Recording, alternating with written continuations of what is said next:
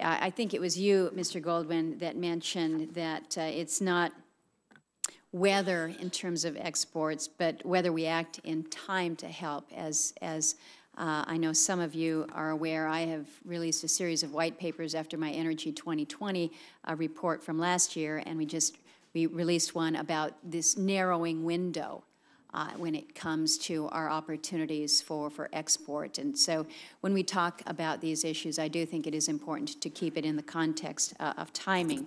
I also recognize that we are in an enviable position as a nation. The fact that we are having a hearing of this nature, talking about our energy opportunities for export from a position of abundance rather than one of scarcity, which we so often seem to focus on, to be able to discuss our natural gas, our oil, our other resources as truly a strategic asset is something that I think is a remarkable story coming out of the United States, and our ingenuity that's driven by technologies that's allowing us to access amazing resources in this country. So it is a fabulous conversation to be having today. I want to drill down a little bit here on the discussion of what we can do today to make a difference over in the Ukraine, have influence on Russia. And the proposal that, or the discussion that we've been having about, well, if in fact we were to accelerate the permitting process through DOE, in fact, that doesn't get gas to Ukraine or anywhere, at least for a couple years. And so therefore, if we can't do something, by gosh, today to get our gas over across the water, then it's not worth doing. I have suggested that it is about the signal that is sent, about the United States' role, our leadership role from a geopolitical perspective that is as instrumental as anything. Mr. Chow, I think you used the term that it's irrelevant in the short run. What I'd like to hear from each of you is how important is that signal that is sent if we are to accelerate our permitting through the DOE process. Mr. Sieminski, if you can kind of speak to it from the pricing perspective, what does it mean not only in Europe but in Asia if we are to act more aggressively with the signals that come out of this administration saying we're serious about being a player on the world scene? And if we can truly just go down through the panel and each give your observation as to how significant a signal is as opposed to actual gas into our friends and our allies' systems. Mr. Sieminski, we'll start with you. Senator Murkowski, I think signals could certainly be important. They have to be followed up by concrete action to ultimately have the impact not be temporary.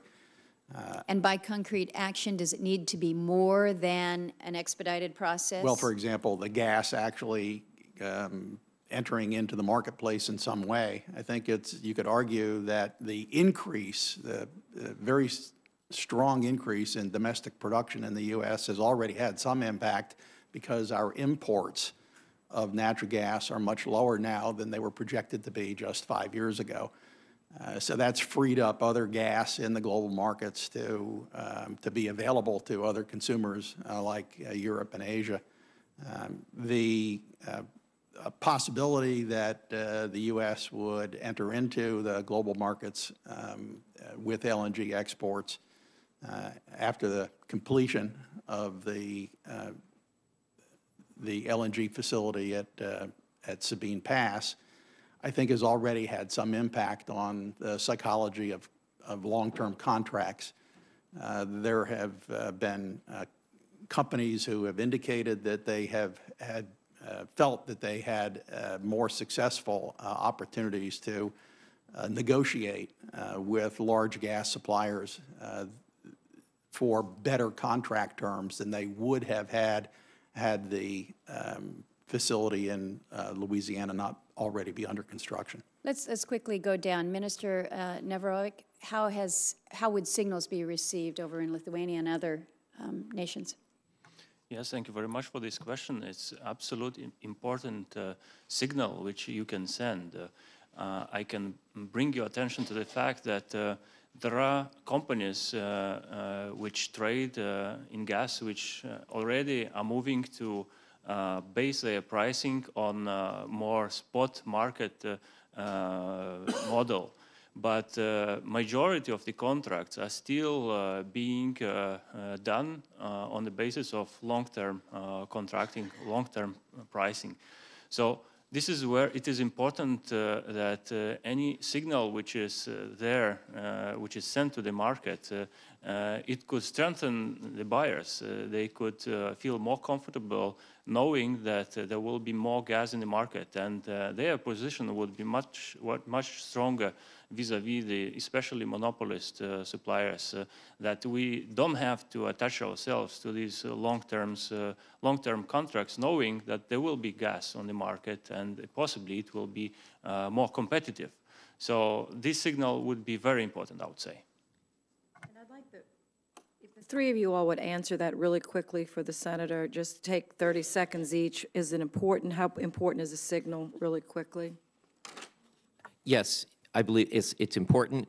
It's my opinion that we see evidence across economic markets that signals work. It's also important that they be credible, and I think that's a great advantage of this kind of a signal because it's actually in our narrow economic interest to facilitate exports as well as strategic. Mr. Goldwyn? I think from a diplomatic point of view, a signal is important for diplomatic strategic reassurance. We spent decades trying to get other countries to provide gas to Europe. If we would actually do it ourselves, I think that would be powerful. So it impacts financing. If you're accessing Henry Hub prices opposed to high-priced guttery, it's cheaper to get financing for those projects overseas. Third, I think it would impact the market cap for Russian companies right now, because if they have a lower market share or they're getting lower revenues, then their prices on global markets will be lower. And I think it impacts price formation. Even Asian buyers, as Dr. Sieminski has indicated, are waiting to see if U.S. LNG will come into the market so they can get lower prices rather than oil-linked prices. So it's, buy the rumor, sell the fact, whatever your aphorism is. When we do things in the market today, those signals have immediate impact, even if the end game is long-term. Dr. Chow, really quickly, and then I'm going to turn to Senator Wyden. I think the most important signal we can give right now in response to Russia's aggression in Ukraine is to strengthen the Ukrainian economy. Ukraine could be self-sufficient in gas in a faster period of time than you can build an LNG terminal in Ukraine. Ukraine, until the 1970s, exported gas to the Russian Republic. It is the pervasive corruption and inefficiency in the Ukrainian energy system that makes Ukraine vulnerable. Ukraine continues to transit more than 50% of Russia's gas to Europe. If we strengthen Ukraine, that would be the most important signal to the Kremlin, it would seem to me. Frankly, senators, $1 billion loan guarantee is a pretty feeble response to what has already happened.